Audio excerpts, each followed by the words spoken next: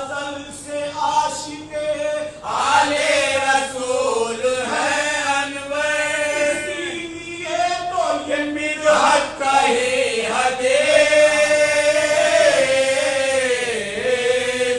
کے ساتھ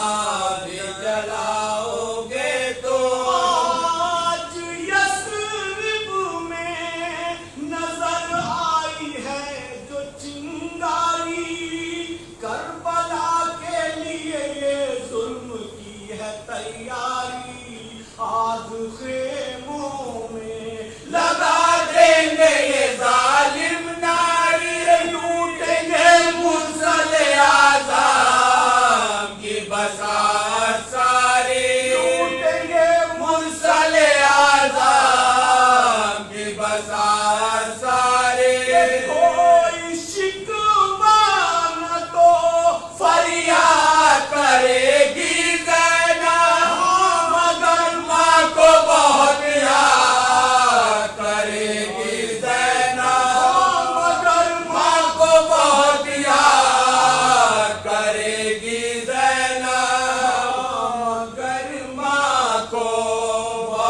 یاد کرے گی زینب کی آواز کے اماں میری حالت دیکھو خاک پر بیٹھی ہے سرکار کی عطرت دیکھو آؤ آ کر میرے ماجائے کی میت دیکھو گھوڑے دوڑائے گئے ہیں یہ قیامت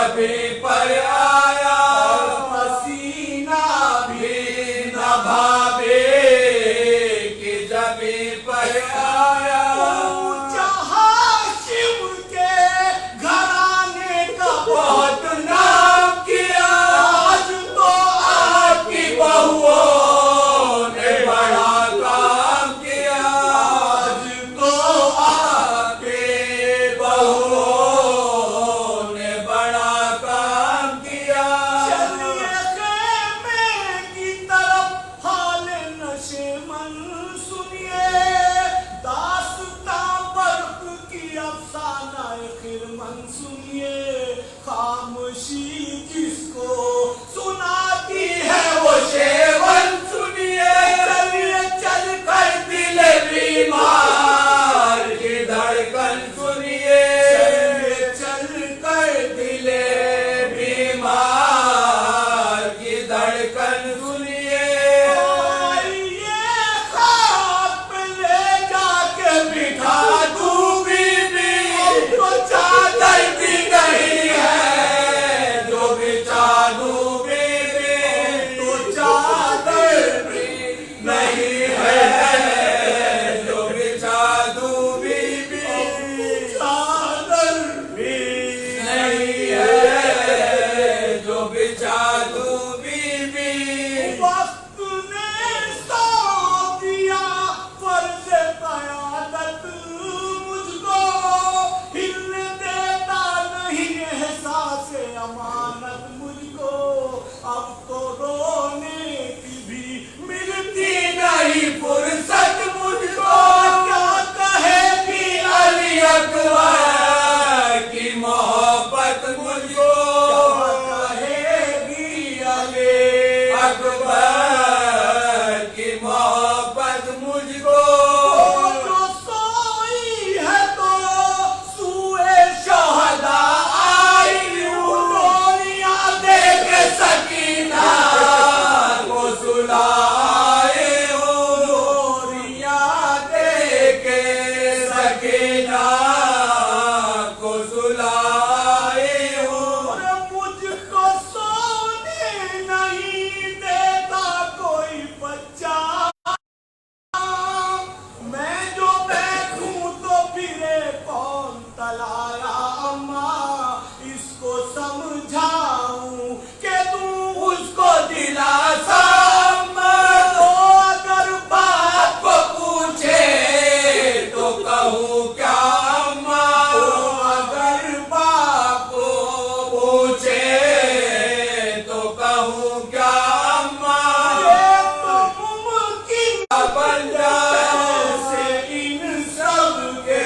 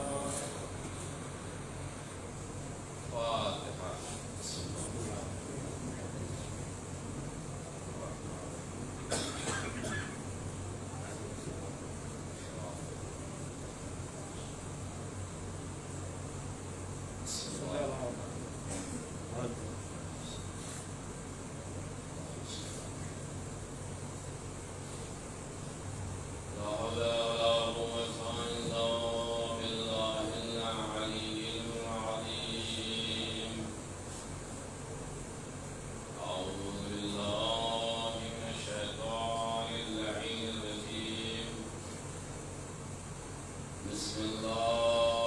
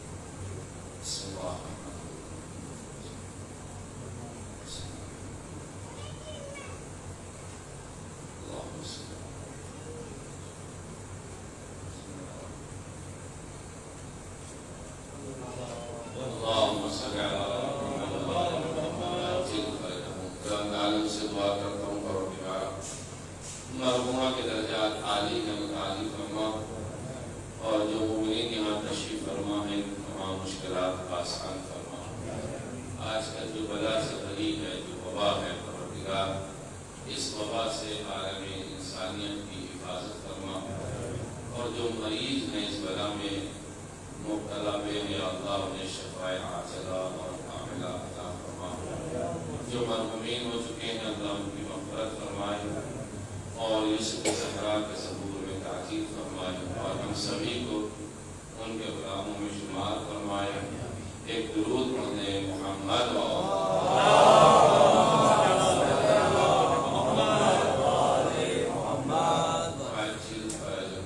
نامی ایک مرحومہ کے اصال ثواب کی مجلس ہے، اور وہ بھی مجلس جہود ہے۔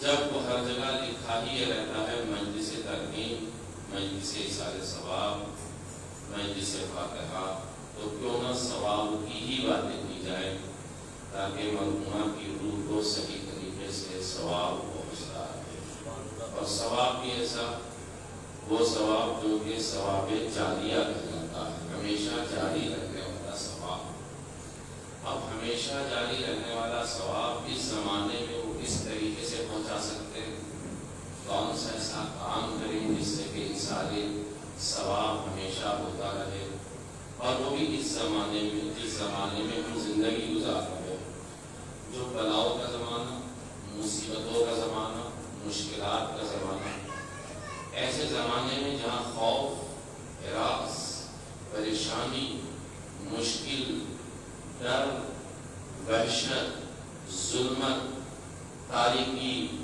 ایک دوسرے سے بچنا، ایک دوسرے سے دور رہنا، کووڈ-19 کے جو ریسٹرکشنز ہیں ان کا خیال رکھنا، ان کی شکایت رکھنا، ایسے حالات میں اصال ثواب، تو پھر اصال ثواب اور یہ حالات بڑا اہم موضوع ہے یہ ذہن گرامی۔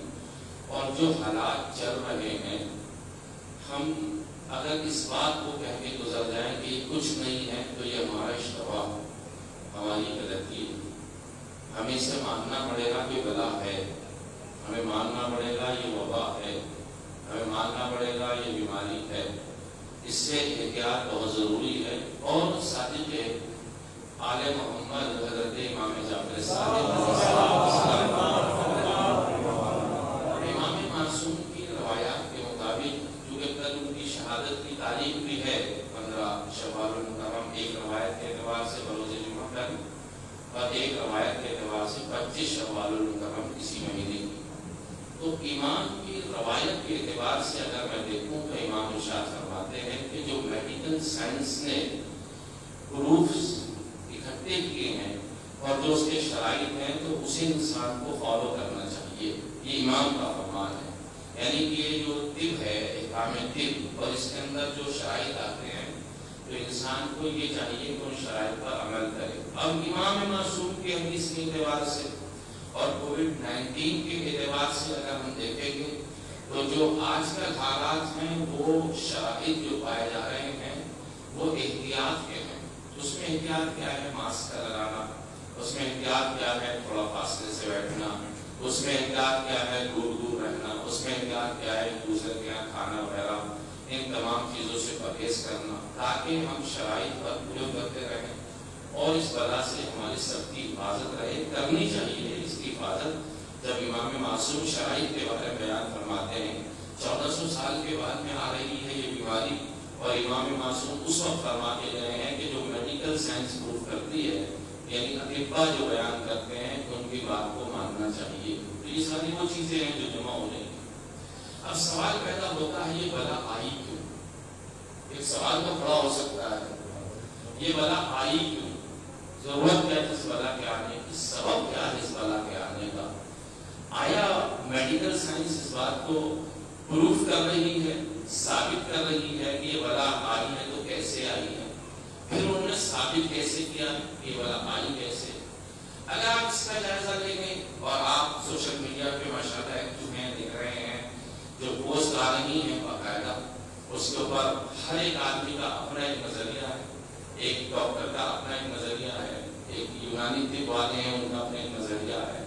میڈیکل سائنس میں جو لوگ بہت زیادہ فارورڈ ہیں اور بہت زیادہ آگے ہیں ان کا نظریہ الگ ہے۔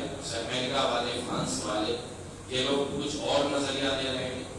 آپ اگر اکینو سے آسٹریلیا اور نیوزی لینڈ اس علاقوں کو لے لیں گے، ان کا اپنا ایک نظریہ ہے اس کے اوپر، اس بلا کے اوپر. اور آپ مغرب کے ملکوں کو لے لیں جو ویسٹرن کنٹریز ہیں، ان کے اندر ان کا ایک الگ نظریہ آ رہا ہے. اور جو مشرقی ملک ہیں جس میں ہم لوگ آتے ہیں، ان لوگوں سے اگر آپ پوچھیں گے، ان کے اطباء سے، ان کے ڈاکٹروں سے، ان کے طبیب سے، ان کا اپنا ایک الگ نظریہ ہے. کوئی ایک چیز پر ثابت نہیں ہے. اگر ویسٹرن کنٹریز والے لوگ ہیں رات کو ایک بات کہتے ہیں تو صبح میں بدل دیتے ہیں. یہ ایسٹ والے لوگ ہیں صبح میں کوئی بات کہتے ہیں تو شام تک ان کے اندر چینجنگ آ جاتی ہے کہ نہیں ایسا نہیں تھا ایسا تھا. یہ ساری چیزیں آپ نے دیکھا ہوگا پائی جا رہی ہیں. یا آپ کے نارتھ والے لوگ ہیں اگر کسی چیز کو پیش کرتے ہیں تو وہ کہتے ہیں نہیں ایسا نہیں تھا ایسا تھا. یہ اب میں سب کی چونکہ مثالیں دوں گا تو وقت زیادہ ہو جائے گا. تو میں آپ کی خدمت میں بات ایسا کروں کہ یہ بلا آئی کیوں، اس کا سبب کیا ہے. اگر اس میں سرچ کیا جائے تو پوچھیں کس سے اس بات کو، اس سے ہم معلوم کس سے کریں کہ یہ بلا آئی کیوں. کیونکہ اگر ہم غرب والوں کے پاس جائیں گے تو کہیں گے اس وجہ سے آئی، وہ کہتے ہیں اس وجہ سے، وہ کہتے ہیں اس وجہ سے، اس کا علاج ہے، اس کا علاج ہے، اس کا علاج ہے. ہر آدمی بیماری الگ طریقے سے بتا رہا ہے، ہر آدمی اس کا علاج الگ طریقے سے بتا رہا ہے. ہمیں کسی ایسے فرد کی ضرورت ہے، کسی ایسے انسان کی ضرورت ہے کہ جو اپنے قول میں پھرنا نہ ہو، بدلتا نہ ہو، چینجنگ نہ آتی. ہمیں ایسے آدمی کو تلاش کرنا پڑے گا کہ کوئی آدمی ایسا ہمیں مل جائے، کوئی شخصیت ہمیں ایسی مل جائے کہ جس نے ایک بار کہہ دیا تو کہہ دیا، قیامت تک اس کی بات بدلے گی نہیں. تلاش کرنا پڑے گا ہمیں اس میں کہ یہ بیماری آئی کیسے، ہمیں یہ دیکھنا پڑے گا. کیونکہ نہ ہم ویسٹرن والوں کی بات مان سکتے، نہ ایسٹرن والوں کی بات مان سکتے، نہ نارتھ والوں کی. ان کے یہاں تو تبادلہ ہو رہا، چینجنگ آ رہی ہے، ان کے بدلاؤ آ رہا ہے، وہ اپنی رائے کو بدل رہے ہیں، کبھی کچھ کہتے ہیں کبھی کہتے ہیں. تو ہمیں کوئی ایسا شخص ملنا چاہیے جو اس بلا کے اوپر ایک ایسا قول اس کا پایا جاتا ہو کہ جس کے اندر کوئی تبادلہ ہی نہ ہو اور لوگ اس کی طرف متوجہ بھی نہیں ہے. اور حالانکہ بڑی سمپل سی بات ہو. اب آئیے ایسا کوئی کائنات میں بندہ تلاش کیا جائے جس کا ایسا قول ہو کہ بلائیں نازل تو ہوتی ہیں لیکن کس وجہ سے نازل ہوتی ہیں یہ تلاش کیا جائے. اور بڑی سمپل سی بات ہے. ہم نے جب مطالعہ کیا، تاریخ کا دیکھا، سوچ وچار کیا، غور کیا، فکر کیا، ہم نے جب دیکھا کہ یہ بلائیں آتی کیوں ہیں تو بڑا سیدھا سا قول حضرت علی بن ابی طالب علیہ السلام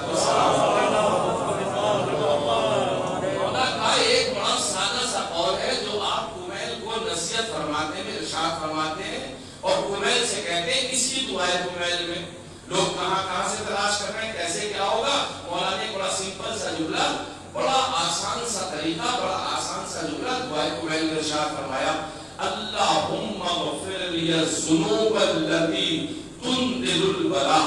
پالنے والے ہمارے ان گناہوں کو معاف کر دے جو بلاؤں کو نازل کرتے ہیں. اس سے زیادہ میں کیا بولوں گا آپ کی. یہ علی کا کلام ہے جو کہ خالق کے کلام سے نیچے ہے اور مخلوق کے کلام سے اوپر ہے. علی جیسا کلام کسی کا ہو نہیں سکتا ہے، اس جیسا کوئی حکیم نہیں ہو سکتا، اس جیسا کوئی امام نہیں ہو سکتا، اس جیسا کوئی معصوم نہیں ہو سکتا، اس جیسا کوئی فصیح نہیں پایا جاتا، اس جیسا کوئی بلیغ نہیں پایا جاتا، اس جیسا کوئی قرآنی بندہ نہیں پایا جاتا. جہاں فصاحتیں دم توڑ رہی ہوں، بلاغتیں دم توڑ رہی ہوں، عبادتیں دم توڑ رہی ہوں، جو کعبے کی زینت بن رہا ہو، کبھی عبادتوں کی زینت بن رہا ہو، کبھی قرآن کی زینت بن رہا ہو، کبھی میڈیکل سائنس کی زینت بن رہا ہو، کبھی شرق کی زینت بنا، کبھی غرب کی زینت بنا، کبھی دنیا کی زینت بنا، کبھی عرش کی زینت بنا، کبھی فرش کی زینت بنا، کبھی محراب کی زینت بنا، کبھی منزل کی زینت بنا، کبھی ستاروں کی زینت بنا، کبھی سورج کی زینت بنا، کبھی وہ میدان عمل میں آ کے عمل کی زینت بنا. اس سے بڑھ کر کے کائنات میں کوئی پایا ہی نہیں جاتا عبادت رسول. وہ اس بات کو کہہ رہا ہے پالنے والے میرے ان گناہوں کو معاف کر دے جو بلاؤں کو نازل کرتے ہیں. علی کا جملہ بتا رہا ہے ہم نے کچھ گناہ ایسے کر رکھے ہیں جس کی وجہ سے بلائیں آ رہی ہیں. کیا کہنے وہ اس قول کو میرے کاٹ دے تو میں اسے چیلنج کرتا ہوں. میں ویسٹرن والوں سے بھی کہتا ہوں، ایسٹرن والوں سے بھی کہتا ہوں، نارتھ والوں سے بھی کہتا ہوں، ساؤتھ والوں سے بھی کہتا ہوں. کوئی میرے جملے کو کاٹ کے دکھائے اس لیے کہ میرا جملہ تو ہے نہیں. علی بن ابی طالب علیہ السلام کا قول ہے. علی نے فرمایا ہے پالنے والے ان گناہوں کو معاف کر دے جو بلاؤں کو نازل کرتے ہیں. علی صاحب بتانا چاہتے ہیں جتنے گناہ بڑھیں گے اتنی بلائیں सीधी सी बात है, इसमें कोई शक ही नहीं है। हर आदमी पढ़ता है लेकिन गौर व फिक्र इस तरफ करता ही नहीं है। बलाएं हैं जो गुनाहों को ला रही हैं, और गुनाह है जो बलाओं को ला रहे हैं। अब मैं अली इब्न अबी तालिब की बारगाह में हाथों को जोड़कर एक सवाल फिर करता, मौला जब आपने ये अता फरमाया तो वो बात भी अता फरमाइए, इसका इलाज क्या है? भाई दुनिया वाले अपना अपना इलाज बता रहे, कोई कहता है कहवा पियो, कोई कहता है गर्म पानी पियो, कोई कहता है एक्सरसाइज करो, कोई कहता है तुलसी के पत्ते खाओ, कोई कहता है अजवाइन खाओ, कोई कहता है ये चीज खाओ, कोई चीज गोई खाओ, कोई कहता ये इंजेक्शन लो, कोई कहता वो इंजेक्शन लो। दुनिया वाले अपना अपना इलाज बता रहे हैं। अली ने जब बीमारी का को बताया कि बीमारी आती है, बलाएं आती है, तो अली इब्न अबी तालिब को फिर ये भी तो बताना है कि उस बीमारी का इलाज क्या है। बताना चाहिए कि नहीं बताना चाहिए? आइए सीधू है कुरान के आखिरी जुमले पढ़ते। अली इब्न अबी तालिब इरशाद फरमाते, या मन इस्महु दवा व जिक्रुहु शिफा। तू वो है कि तेरा नाम है तो दवा बन जाएगा और तेरा जिक्र करो तो शिफा मिल जाएगी। हम उसका नाम लेते रहे दवा बनेगी, उसका जिक्र करते रहे शिफा मिल जाएगी। अभी इधर जाने की जरूरत ही नहीं है। एहतियात के साथ में अपने गुनाहों की माफी मांगते रहिए, खत्म हो जाएगी। उसका नाम लेते रहिए, दवा बन जाएगी। उसका जिक्र करते जाएंगे, शिफा मिल जाएगी। इसलिए रूहानी पावर, रूहानी ताकत इतनी दुआओं के अंदर पाई जाती है कि इरशाद होता है अब दुआ यरदुल कज़ा वल बला। फिर लफ्ज़ बला आया, इसमें पैगंबर ने इरशाद फरमाया दुआ की सुपीरियर देखिए, उसकी ताकत देखिए, आप उसके अंदर कुदरत देखिए दुआ के अंदर। अब दुआ यरदुल कज़ा वल बला, दुआ मौत को भी टालती है, दुआ बलाओं को भी टाल देती है। सिंपल सी बात है, सामने की बातें हैं, कोई मेहनत करने की जरूरत नहीं है, परेशान होने की जरूरत नहीं है। एक बार उसे पुकार के तो देखो, एक बार उसका नाम लेके तो देखो। और मैं कहूँगा जिस्म से ज्यादा बीमार तो लोग जहनी हुए हैं, जिस्म से ज्यादा बीमार लोग जहनी है, जहनी। कहीं ये बीमारी चिपट न जाए, ये बीमारी आ न जाए, ये बीमारी लग न जाए, इस बला में मुब्तला न हो जाए, जहनी टेंशन में है। उस जहन का इलाज भी अली ने बताया, जितना जिक्र इलाही करते रहोगे जहन सुकून में रहेगा। उस बीमारी का इलाज भी अली इब्न अबी तालिब बता रहे हैं। जितना जिक्र इलाही करोगे उतना जहन तुम्हारा मुतमईन होगा, तुम्हारा दिल मुतमईन होगा। तीन चीजें, तीनों में जिक्र इलाही है। बला आई क्यों? बला का इलाज क्या है? जहन बीमार हो रहा है, जहन का इलाज क्या है? ये तमाम चीजें अली के वजूद से निकल रही हैं कि तुम जमाने के हवाओं से घबराओ मत। जब तुम्हें अली जैसा इमाम मिल गया, जो पत्थर को मोम बना दे, लोहे को मोम बना दे, जो पलकों के इशारों से मुर्दे को जिंदा कर दे, हाथ उठाने से जिंदा को मुर्दा कर दे, तो फिर इस बीमारी में क्या रखा, बला में क्या रखा है? आइए हम सहारा लेंगे। अब दूसरा मसला इस आले सवाब की मैं इसे जरा सा यहाँ पे एक रब्त देना चाहता हूँ, और जो मैंने सलामे कलाम भी करार दिया चूंकि सवाब से मुताल्लिक। पैगंबर इस्लाम हज़रत मोहम्मद मुस्तफा सल्लल्लाहु अलैहि वसल्लम आपने इरशाद फरमाया, या सलमानो। अब चूंकि बहरहाल नाम बड़ा अच्छा है और साहिब अता भी जनाब सलमान साहब ही हैं, क्योंकि दामन साहब के सारे सवाल की मजलिस है, तो थोड़ा सा आगे बढ़ा जाए, इसके नाम के एतबार से भी एक बेहतरीन हो जाए। या सलमानो, ए सलमान, अलैका बिक़राअतिल कुरान। इशारे सवाब किसे कहते हैं? सुनिए क्या होता है इशारे सवाब। आप इरशाद फरमाते, या सलमानो अलैका बिक़राअतिल कुरान, तुम्हारे ऊपर लाजिम है, जरूरी है कि तुम कुरान मजीद की तिलावत किया करो। अब मैं यहाँ पे कह जाऊंगा, भाई पैगंबर ने सलमान को खिताब किया, सलमान तुम्हारे ऊपर लाजिम है, वाजिब है, जरूरी है, तुम कुरान मजीद की तिलावत किया करो।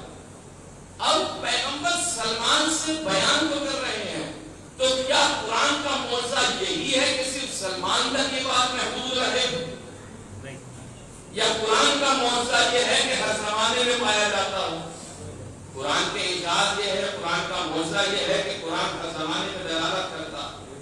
سمجھ رہے ہیں آپ؟ یہ تو کوئی بیوقوف ہے ہمارے درمیان میں جو اس بات کو کہتا ہے کہ یہ اس زمانے میں آیتیں نازل ہوئی تھی، اب ان آیتوں کی ضرورت نہیں ہے. کیا کہنے ہیں؟ کوئی ہے دماغ کا پھرا ہوا انسان ہے.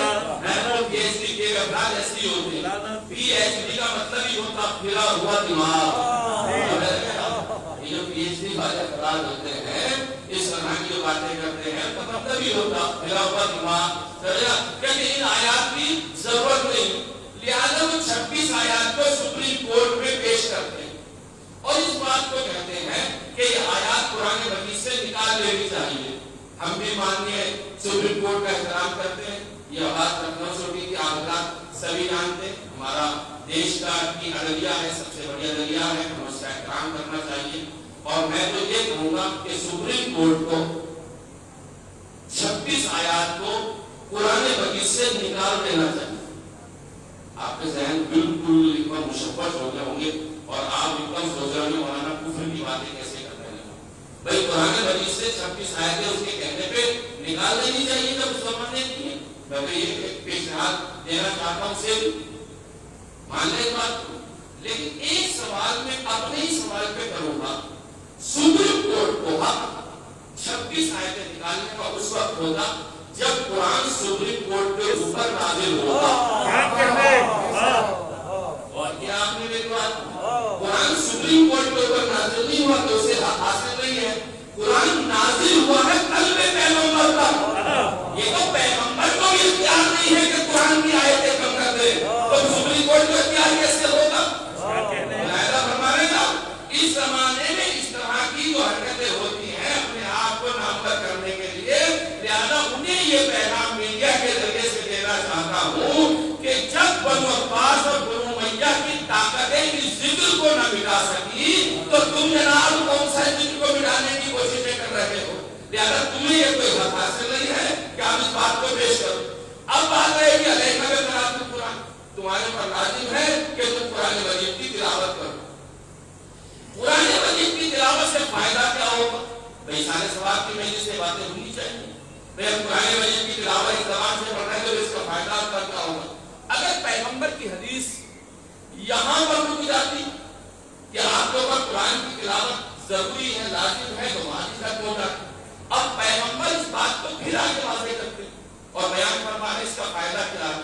پہلا فائدہ کلام پاک کی تلاوت کا جو پیغمبر کی زبانی ہے وہ یہ ہے فَإِنَّهُ كَفَّارَةٌ لِلذُّنُوبِ، گناہوں کا کفارہ ہے تلاوت کلام پاک. کیا کہنے ہیں؟ ہماری مجلس شروع ہوئی تھی کفارہ گناہ سے. گناہ زیادہ ہے تو بتا رہی ہے.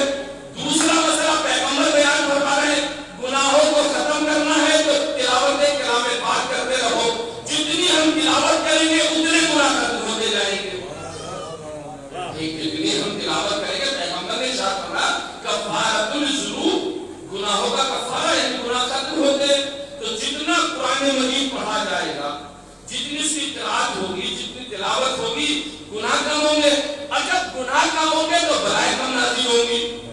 اور جب بلائیں کم نازل ہوں گی تو انسان پریشان نہیں ہوگا. ایک سلسلہ ہے، اسے روایات سے قرآن سے جوڑتے جائیے. دوسرا مرحلہ یہ تو ہوا کفارۃ الذنوب، یعنی کفارہ بنے گا گناہوں کا. دوسری چیز پیغمبر شاہ فرماتے وہ امان من العذاب، اور یہ جو عذاب آتے ہیں اس سے امان رہے گا تلاوت کلام پاک کرنے سے. یعنی انسان کو گناہ نہیں ملے گا، عذاب میں مبتلا نہیں ہوگا. تیسری چیز پھر ارشاد فرماتے ہیں وَصَدْرَكُم مِّنَ النَّارِ، اور آتش جہنم سے یہ قرآن کی تلاوت نجات دلائے گی. اب روایت کہتی ہے جس گھر میں، جس جگہ پہ، جس مقام پر تلاوت کلام پاک ہوتی ہے مسلسل اللہ کا نور برستا رہتا ہے. مسلسل اللہ کا نور برستا رہتا ہے اس جگہ پر جہاں پر تلاوت کلام پاک ہوتی ہے. اب تلاوت کلام پاک جتنی کریں گے اتنا نور برستا رہے گا، اور جتنا نور برستا رہے گا بلائی اتنی ہی دور ہوتی رہے گی. ہمیں بیماری کے علاج کے لیے ادھر ادھر جانے کی ضرورت نہیں ہے اگر ہم صحیح معنوں میں قرآن کی تلاوت کو اپنا لیں اور قرآن مجید کے پیغام کو اپنا لیں جس سے ہمیں دل کو سکون بھی مل جائے. پھر روایت آگے بڑھ کے کہتی ہے بس من النار، آتش جہنم سے عبادت ہوگی. اب آپ بینیفٹ السلام اور مقابلہ کر رہے ہیں, کمپیئر کر رہے ہیں کسی چیز سے کسی چیز کو کسی قرآن میں. آپ ارشاد فرماتے پون قرأ سورۃ, اور جس قرآن مجید کی ایک آیت پڑھے, ایک آیت سورۃ سورہ پڑھے, جو قرآن مجید کا ایک سورہ پڑھے گا, زیادہ نہیں ایک سورہ, تو آپ ارشاد فرماتے ہیں فَيُكْتَبُ لَهُ ثواب مئۃ شہید, اسے 100 شہیدوں کا ثواب ملے گا. ایک سورہ, یہ نہیں کہا پیغمبر نے کون سا سورہ, ایک سورہ پڑھے ضرور, چاہے سب سے چھوٹا انا آتینا کا سورہ وہی پڑھے ضرور ایک سورہ. مسئلہ ثواب کا نہیں ہے, مسئلہ یہ جب کبھی قرآن کا ارادہ کرے گا تو جو ذہن ہے انسان کا وہ خرافات کی طرف نہیں جائے گا, اور جب ذہن انسان ادھر نہیں جائے گا تو اللہ کا بندہ کہلائے گا, اور جب اللہ کا بندہ کہلائے گا تو خود بخود رحمت نازل ہونا شروع ہو جائے گی. ایک سورہ پڑھنے سے, ایک سورے کی تلاوت سے 100 شہیدوں کا ثواب. اب آپ شہیدوں کو دیکھیے ان کا ثواب کتنا ہوتا ہے.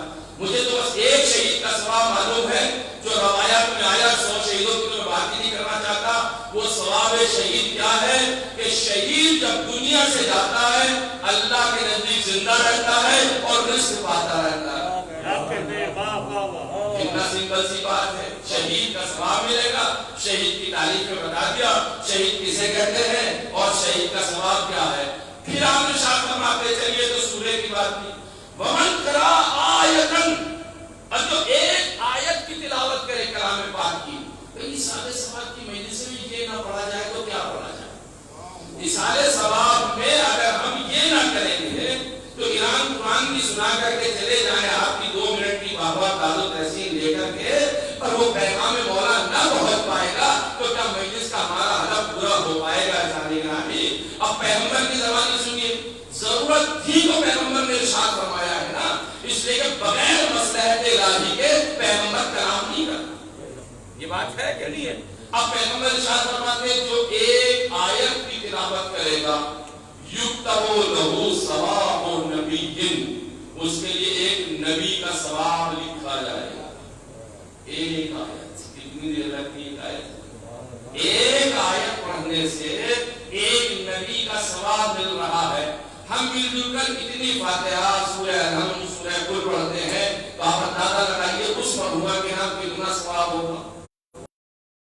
اس سے اندازہ لگائیے سارے ثواب کا کتنا عظیم ثواب ہوگا. میں اسی طرف بھی آتا ہوں. اب آپ روایت آگے بڑھ کے کہتی ہے ثواب نبی ہو گیا, اب روایت پھر آگے بڑھتی, اور روایت یہ کہتی ہے جو انسان کلام پاک کی تلاوت کرتا ہے تو, اب روایت کہتی ہے وَيَطْرُدُ الشَّيْطَانُ, شیطان اس سے دور رہتا ہے, شیطان اس سے دور رہتا ہے.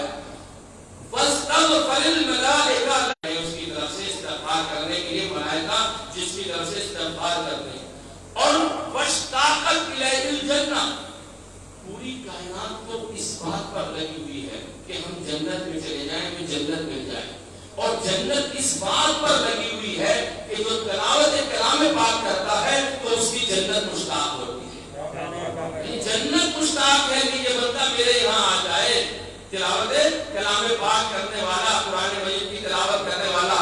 اور آخری جملہ سنے وَيَرْضَى الْمَوْلَى, اور ذات پروردگار اس سے راضی ہو جائے. اللہ اس سے راضی ہو جائے اس کے لیے کون سا مسئلہ ہے.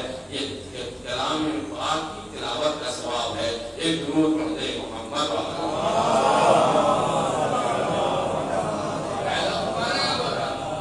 یہ ثواب ہے. ذاتی رحمت آئے تو بہت کچھ تھا پڑھنے کے لیے, لیکن مجھے وقت ملتا نہیں ملے گا. اب میں ایک روایت اور آپ کی خدمت میں سارے ثواب میں سنا کر بات کو ختم کرتا ہوں. سنیے, چونکہ مجمع میرے سامنے جو ہے وہ رس مزاج کا ہے کہ باتیں زیادہ ہو سکتی ہیں. روایت بھی سارے ثواب سے متعلق تیسری روایت آپ کی خدمت میں پیش کر رہا ہوں. تیسری روایت کیا ہے؟ امام معصوم علیہ السلام ارشاد فرماتے ہیں,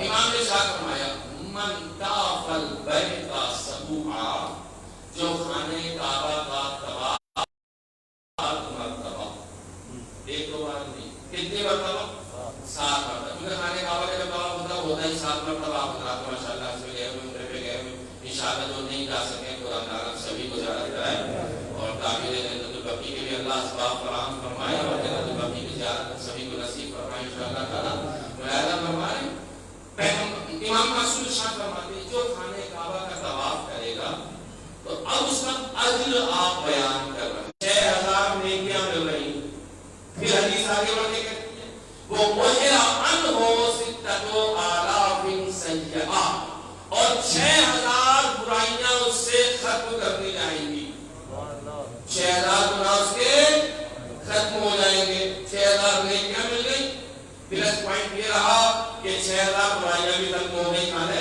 کعبہ کا طواف کرنے میں پھر دیکھیے اب امام معصوم پھر ارشاد فرماتے ہیں ورفع لہو ستتو آلاف درجہ اور ایسے انسان کو 6000 درجے عطا کیے جائیں گے روز قیامت 6000 درجے بلند ہوگا اور افراد سے وہ جو خانہ کعبہ کا طواف کرتا ہے 6 اور 6 12 12 اور 6 18 18000 بینیفٹ امام معصوم ہمیں گنا رہے ہیں ایک خانہ کعبہ کا طواف سمجھ رہے ہیں اب جو خانہ کعبہ کا طواف کرنے جاتے ہیں ان کا ایک مقدمہ میں ذرا سا ریورس گیئر میں آ کر وہ بات پیش کر دوں جو خانہ کعبہ جائے گا پاسپورٹ بنوائے گا پیسے جمع کرے گا زحمت اٹھائے گا فلائٹ سے جائے گا ہوٹل میں ٹھہرے گا کن کن مشکلات کا سامنا کرنا پڑے گا کہاں کہاں جائے گا کس کس کی خوشامد کرے گا نام نہیں آیا تو پارٹی بازی کرے گا اس کا نام ہٹا دے میرا نام لگا دے اس کو کاٹ دے مجھے پہنچا دے میری ویزا لگا دے میرا یہ کر دے میرا وہ کر دے سارے مقدمات جو ہندوستان میں ہوتے ہیں بتانے کی ضرورت نہیں ہے اتنے سارے مقدمات کرنے کے بعد اسے یہ بینیفٹ ہو رہا ہے وارے امام معصوم کیا اس سارے ثواب دیا آپ ارشاد فرماتے ہیں من قضا حاجت المومن فهو افضل من طواف من طواف من طواف من طواف من طواف و طواف و طواف و طواف و طواف و طواف امام نے 10 مرتبہ جملہ دہرایا امام ارشاد فرماتے ہیں جو کوئی انسان ایک مومن کی حاجت کو پورا کر دے وہ طواف سے افضل ہے طواف سے افضل ہے طواف سے افضل ہے طواف سے افضل ہے طواف سے افضل ہے طواف سے افضل ہے طواف سے افضل ہے طواف سے افضل ہے طواف سے افضل ہے طواف سے افضل ہے لاکھوں روپیہ خرچ کر کے وہاں آپ جا کر کے طواف کا ثواب کما رہے ہو اس کی حد معین ہے 18000 فائدے ہو رہے ہیں کسی مومن کی ایک حاجت پورا کرنے سے 10 مرتبہ امام نے ارشاد فرمایا افضل ہے طواف سے افضل ہے طواف سے افضل ہے طواف سے افضل ہے طواف سے افضل ہے طواف سے اللہ نے ایک کعبہ خود تمہارے محلے میں نازل کر رکھا ہے اس کعبے میں بعد میں جاؤ پہلے اپنے کعبے کا طواف کرو جو تمہارے محلے میں اسی تو اصال ثواب کہتے ہیں یہی تو ثواب ہے ہم کسی مومن کی ایک حاجت اور ایسے حالات میں جو کووڈ-19 جہاں چل رہا ہو اور مومن کی پریشانیاں ہو امام کہتے 10 مرتبہ امام نے جملہ دہرایا ہے وہ طواف سے افضل ہے میری مجلس سبق ختم ہو رہا ہے میں اس سے زیادہ نہیں پڑھتا بہت ساری باتیں عذاب قبر سے میں لے کر آیا تھا اپنے ساتھ میں لیکن میں اسے بیان نہیں کر پاؤں گا چونکہ اتنا وقت نہیں ہوگا لیکن اس میں سے 3 چیزیں اگر وقت ملا تو میں جلدی سے پیش کر دوں گا طواف سے افضل ہے کسی مومن کی حاجت روائی کو حدیث سنیے معصوم ارشاد فرماتے ہیں چوتھی حدیث پیش کر رہا ہوں الخلق عیال اللہ یہ جو مخلوق ہے نا یہ اللہ کی اہل و عیال ہے بڑا سنگین لفظ دے رہا ہوں آپ کو اہل و عیال کسے کہتے ہیں بھائی اولاد ہے بیوی ہے زوجہ ہے ماں ہے باپ ہے یہ سارے اہل و عیال میں داخل ہیں خانوادے میں داخل ہیں پریوار میں ہیں فیملی میں داخل ہیں کہ نہیں ہے اور حدیث میں کیا ہے حدیث کیا کہتی ہے حدیث میں بیان ہے الخلق عیال اللہ یہ جو مخلوق پروردگار ہے اللہ کی اہل و عیال ہے اور جو اس اہل و عیال کا خیال رکھے وہ ہمیشہ ہمیشہ عذاب سے معمول رہے گا اللہ کی اہل و عیال یہی مخلوق ہے اللہ کا مانوانا یہی مخلوق مخلوق ہے. اللہ کے پریوار جسے کہا جائے یہی مخلوق ہے. اسی مخلوق کا خیال رکھنا ہے. اسی میں کعبے کا ثواب بھی ہے, اس میں زیارت کا ثواب بھی ہے, اس میں چہرے کا ثواب بھی ہے, اس میں خیرات کا ثواب بھی ہے, اس میں قرآن کا ثواب بھی ہے, اس میں حمد کا ثواب بھی ہے. اس لیے کہ پہلے ہمیں انسانیت بچانی ہے, بعد میں ہمیں اس مرحلے میں پہنچنا ہے. اور رہی بات عذاب قبر کی, عذاب قبر ہوگا کسے؟ 10 چیزیں مولا کائنات حضرت امیر المومنین علی بن ابی طالب علیہ السلام برابر دلچسپ موضوع ہے عذاب قبر کا. بڑے سادگی کے ساتھ آپ کی خدمت میں مجھے پیش کر رہا ہوں, ملاحظہ فرمائیے گا. مولا کہتے ہیں 10 چیزیں ایسی ہیں جو آپ کو عذاب قبر سے بچا سکتی ہیں. مولا شاہ فرماتے ہیں 10 چیزیں ایسی ہیں جو آپ کو فشار قبر سے بچا سکتی ہیں. مولا شاہ فرماتے ہیں 10 چیزیں ایسی ہیں جو آپ کو وحشت قبر سے بچا سکتی ہیں. مولا شاہ فرماتے ہیں 10 چیزیں ایسی ہیں جو قبر کی ظلمت سے بچا سکتی ہیں, قبر کی تنگی سے بچا سکتی ہے. کسی نے امام سجاد علیہ السلام سے سوال کیا, مولا یہ قبر کیا ہے, یہ عذاب قبر کیا ہے, یہ برزخ کیا ہے؟ اب تو میں یہاں سے شروع ہوں مجلس پڑھنے کے لیے. مولا شاہ فرماتے ہیں یہ قبر یہی برزخ ہے, یہ برزخ یہی قبر ہے. جو کچھ دیکھنا ہے اسی قبر میں دیکھنا ہے.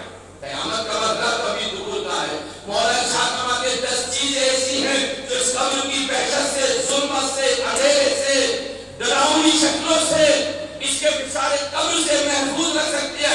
پہلی چیز جو مولا نے ارشاد فرمائی وہ یہ ہے کہ انسان کو ہمیشہ طہارت سے رہنا چاہیے. سب سے زیادہ فشار قبر سے ہوگا جو طہارت نہیں کرتا. بچوں کو کھول کر بیان کر دیتا ہوں, جب معصومین ارشاد فرماتے اور حدیث میں لفظ قول آیا ہے جو پیشاب کی طہارت کرتا ہے اسے فشار قبر بہت کم ہوگا, اور جو نہیں کرتا ہے اسے فشار قبر بہت زیادہ ہوگا. سب سے پہلا مرحلہ بڑا اسی ہے, بڑا آسان ہے. دوسری چیز جو مولا نے ارشاد فرمائی النمیمہ, چغل خوری فشار قبر کا سبب بنتی ہے. جتنی چغل خوری سے دور رہو گے اتنا فشار قبر سے دور رہو گے. اگر چغل خوری کرتے رہے, میری بات آپ سے لگائی, آپ کی بات مجھ سے لگائی, تو سمجھ لیجیے گا فشار قبر سے نہیں بچ پائیں گے. علی بن ابی طالب ارشاد فرما رہے ہیں, یہ تو میرا قول نہیں ہے, رسول کافی کی روایت پیش کر رہا ہوں, جو انسان جتنا بڑا چغل خور ہوگا اتنا ہی فشار قبر سے زیادہ ہوگا. تیسری چیز, اور اسی میں میں جس کو ختم کروں گا, 7 چیزیں پھر کبھی آپ کی خدمت میں پیش کروں گا. تیسری چیز مولا ارشاد فرماتے ہیں جو اپنے اہل و عیال کے ساتھ سختی سے پیش آنا. اپنے اہل و عیال کے ساتھ, بچوں کے ساتھ, زوجہ کے ساتھ, عزیزوں کے ساتھ, اہل و عیال کے ساتھ سختی سے پیش آئے گا, اسے فشار قبر زیادہ ہوگا. ساری نماز کی ہمارے پاس میں دلیلیں موجود ہیں. اتنے بڑے صحابی رسول تھے لیکن وہ بھی فشار قبر سے نہ بچے. ان کی ماں نے یہی تو پوچھا تھا پیغمبر سے, پیغمبر خدا آپ یہ بتائیے انہیں فشار قبر کیوں ہو رہا ہے, جس کے جنازے میں 70,000 ملائکہ نماز پڑھ رہے ہو, جس کا جنازہ آپ خود اٹھا رہے ہو, جس کے جنازے کی نماز میت آپ پڑھا رہے ہو, جس کی قبر میں آپ اتر رہے, اسے بھی فشار قبر ہوگا. تو ہاں پیغمبر نے کہا انہیں فشار قبر ہوگا. کیوں؟ کہ اپنی بیوی کے ساتھ سختی سے پیش آتے. تیسرا سبب فشار قبر کا سختی سے پیش آنا. عزیزوں, آپ کی خدمت میں پیش کرو, ہم کوئی بے واسطہ نہیں, ہمارا وارث پردے ہے, ہم ان سے لوگ نہیں, انہیں ہم صبح شام سلام بھیجیں, ان سے خیریت معلوم کریں, ان سے خیریت دریافت کریں. وہ وارث پردے غیب میں ہماری ہر مشکل کو آسان کرے. ہم مصلی پہ بیٹھ کے کہیے تو صحیح, السلام علیکم یا ابن رسول اللہ, السلام علیکم یا ابن فاطمہ الزہرا, السلام علیکم یا ابن علی بن اللہ, السلام علیکم یا ابن حسین شہید بن اللہ. کہیں تو صحیح, زہر یاسین نہیں پڑھتے.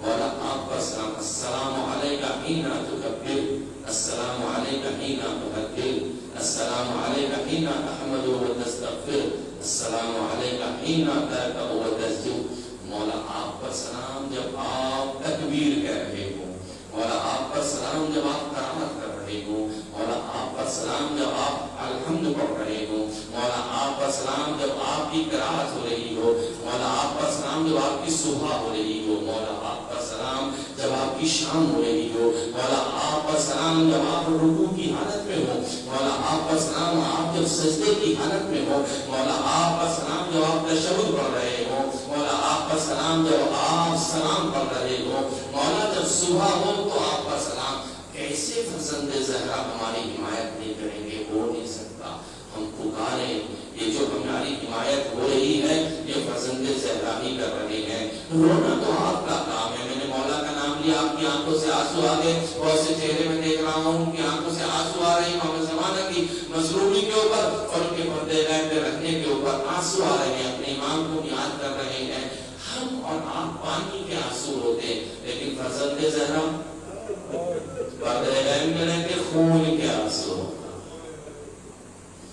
ہم روتے ہیں کربلا کو یاد کر کے ہم روتے ہیں شام غریبہ کو یاد کر کے ہم روتے ہیں عصر عاشور کو یاد کر کے ہم روتے ہیں کربلا کے واقعات کو یاد کر کے آنسو سے روتے ہیں لیکن زہرا کا لال روتا ہے جنت البقیع کو دیکھ کر میری ماں کی اولاد میں ولاد پڑی ہوئی ہے زہرا کا لال روتا ہے اپنی ماں کے مصائب کو یاد کر کر آئے میری ماں فاطمہ زہرا ان کا پہلو شکستہ کیا گیا پہلو توڑ دیا گیا روتا ہے زمانے کا امام آنسو ہوتا ہے خون کے آنسو روتا ہے ہم روتے ہیں کربلا کو یاد کر کے لیکن زمانے کا امام روتا ہے قاسم کی لاش کے ٹکڑوں کو زور سے آئے رانا سے ہم روتے ہیں کربلا کی مصیبتوں کے اوپر آنسو سے رو رہے ہیں زمانے کا امام روتا ہے علی اکبر کے کلیجے میں برچھی گرنا کو یاد کر کے آئے میرا علی اکبر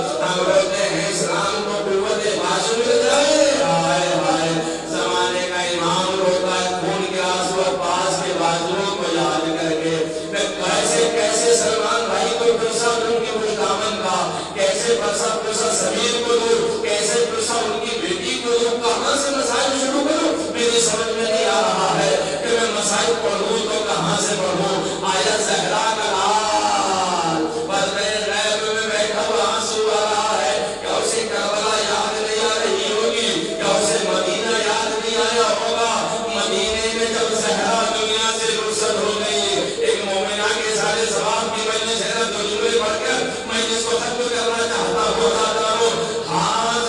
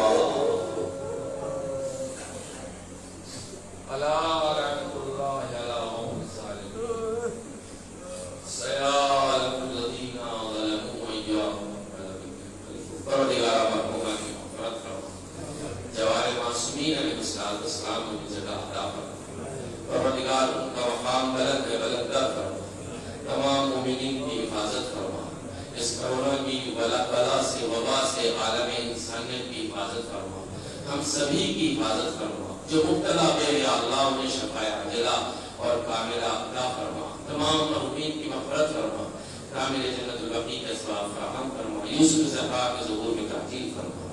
ایک بار اور سورہ کہف اور 3 بار سورہ اخلاص کی تلاوت فرما کر مرحومہ اعجاز فاطمہ بنت سید اختر حسین